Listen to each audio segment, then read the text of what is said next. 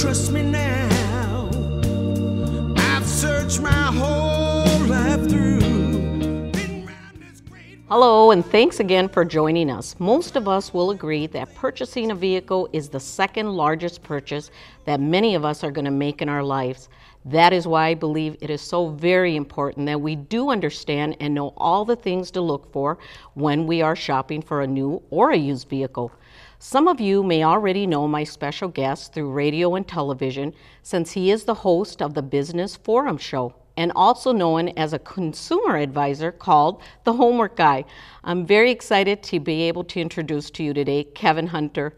Welcome to the show, Kevin. Thank you. It's very nice to be here. Well, I have been really looking forward to having you on the show because you have been a personal blessing to my family and me. But more importantly now, I wanted you to be able to share this important information with more people out there, because you are saving people time and money. So let's start out by talking, Kevin. You are changing the way people are shopping for their vehicles today. Absolutely.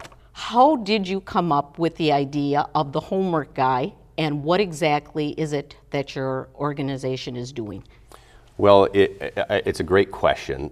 You mentioned in your introduction that I host the Business Forum Show, which I do currently here in Minneapolis, St. Paul. I actually broadcast the Business Forum Show the first time back in 1999 in Michigan, and so there's a fairly big history behind the Business Forum Show. And when I came to Minnesota, my wife, who's teaching music over in Da Vinci Academy in Blaine, she was going to school in St. Cloud, and I happened to be driving in St. Cloud, Minnesota, and thinking about all the different business people that I had interviewed over the years on the Business Forum Show. And I happened to be driving between two car dealers when I'm thinking about industries that have huge reputation challenges. Sure. And there's no doubt that the car industry does. And so I started thinking about how could I have an impact on this industry and bring fairness, honesty, and transparency to it that every consumer who goes in car shop would say that that's missing. And so I actually applied for a sales job. I tried it a different way initially and explained to a dealership what I was planning to do, and when I explained that, they of course didn't want me to be part of their sales force. So I decided I had to try this differently, and I went to another dealership and applied for a sales job and got the job and learned really what the process was of how car dealers take consumers through that process. So that was really the initiation of the Homework Guy and how I got things started. Okay. Well, with the reputation that the car business has, are there still really good people out there that are selling cars?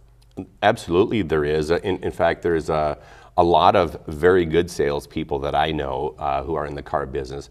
But when most people talk about bad salespeople, what they don't really realize is the dealership doesn't necessarily take advantage of them through the salesperson. In fact, salespeople are trained on all the talking points that they're given and what they're supposed to say to consumers. But those lines are coming from managers that are behind the scenes, from accessory people to finance managers. They're really told what they can say. And so in the midst of a car negotiation, when the salesperson disappears and walks around the corner, I've been part of those conversations and been engaged in arguments with a manager and saying, I'm not saying that to my customer, but I can tell you that a lot of salespeople don't really have a choice.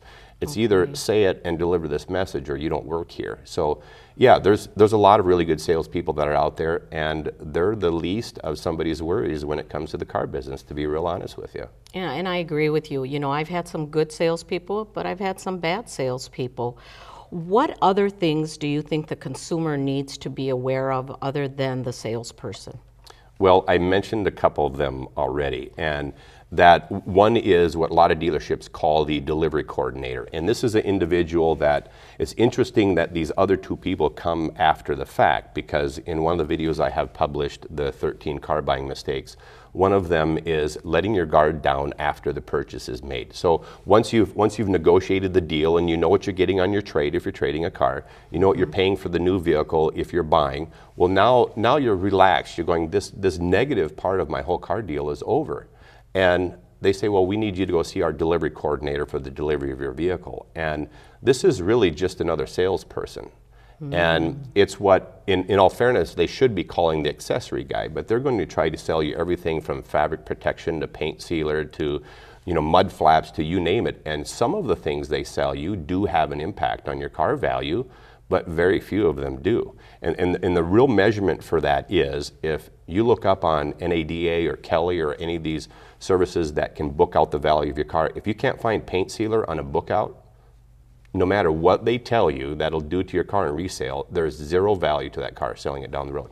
So you go see the so-called delivery coordinator and all of a sudden your loan just went up by $1,000, $2,000. I've seen it go up by $7,000 with one stop at the delivery coordinator. And then the last person, which is by far the most skilled salesperson the dealership employs, and that's the finance manager. And these guys will typically make a majority, if not at least 50%, some of them are even more than that, of the actual profits made on the car deal are made in the finance office.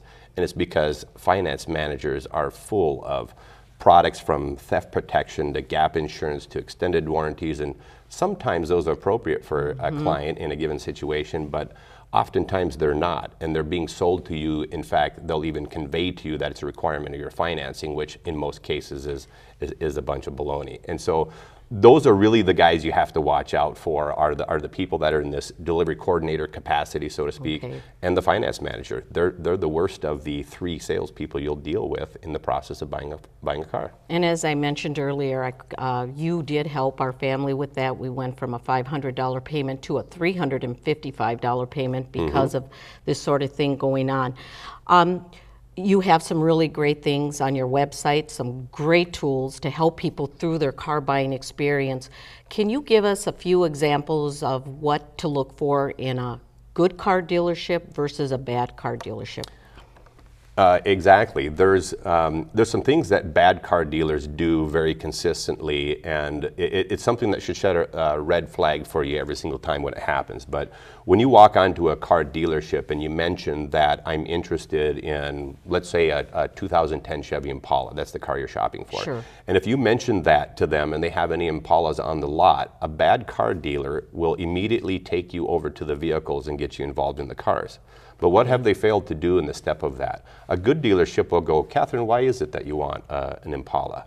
And understand really what your vehicle needs are. So good dealers will actually take the time to sit down with you, understand what your needs are, what your financial goals are, and they're going to ask you a lot of questions that sometimes people saying, you're invading my privacy by asking these questions.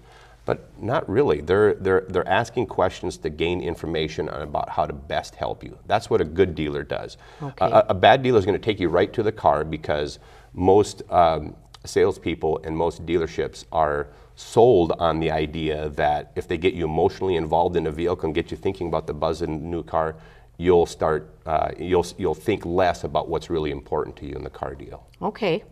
Well, let me ask you this. With let's say somebody's already purchased. Can you help the person who's already purchased the vehicle and now say they're not happy with either the vehicle or the way the finance processing went? Cars can always be refinanced, and unlike a home, there is no closing cost. So if somebody financed you, with an interest rate that was too high, it can always be refinanced after the case. Dealers don't necessarily like you to know that, but that's true. Also in the car contract, if you are sold things like gap insurance and theft protection and extended warranties, and you learn later that they were inappropriate for your car deal, they can always be taken off the contract at a later date. Absolutely. Well, this is really all great information. I can't thank you enough. Kevin is the homework guy. Again, I don't know anyone else out there that is more knowledgeable and is an expert in the purchase of a new or used vehicle. Kevin is, again, the homework guy who is helping the consumer out there with the purchase of a new or used vehicle. Remember, purchasing a vehicle usually happens to be the second largest purchase you are going to make in your life. So don't wait. Give Kevin Hunter a call at 763-634-1542, or you can go to his website, check him out, thehomeworkguy.com. Kevin is a very good example that with faith, hope, and love, we can accomplish anything in this world. Thanks again.